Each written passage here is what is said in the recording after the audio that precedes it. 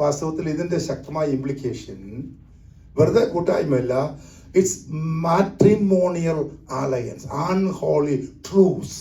അതാണ് ശരിയായി, അതാണ് ഒറിജിനൽ അർത്ഥം ഗ്രീക്കിന്റെ. ഇണയില്ല പിണ. അതിന്റെ ഗ്രീക്ക് അതിന്റെ English unequally unequally yoked, right? unequally yoked. Yoking മനസ്സിലായില്ലേ? അത് വിവാഹബന്ധത്തെക്കുറിച്ചാണ്. ഒരേ നോകം അല്ലേ, നോകം, രണ്ട് കാളുകൾ ഒരേ നോകം കൊണ്ട് ബന്ധിക്കപ്പെടുന്ന ആ അഗ്രേറിയൻ ഇംപ്ലിക്കേഷനാണ് ഉള്ളത്. അവിശ്വാസിയായിട്ട് എന്ത് പാടില്ല? ഇണയിലപ്പണ. പ്രിയരെ, അങ്ങനെ ഞാൻ ഒരു ചർച്ചിൽ പോയപ്പോഴേ ഞാൻ ചെറുപ്പക്കാരനെ വിമർശിക്കുകയല്ല. അവന് കീബോർഡൊക്കെ വായിച്ച് നല്ല ഉഷാർ വർഷിപ്പ് ലീഡർ ആയിരുന്നു ഒരു ചർച്ചിൽ. ഞാൻ ഇപ്രാവശ്യം വന്ന് അന്വേഷിച്ചപ്പോൾ കക്ഷി വിട്ടുപോയത്. എന്തുകൊണ്ടാ?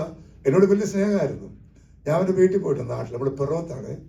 അപ്പം ഞാൻ ചോദിച്ചു എന്തിയെ പേര് ഞാനിപ്പോൾ പറഞ്ഞില്ല.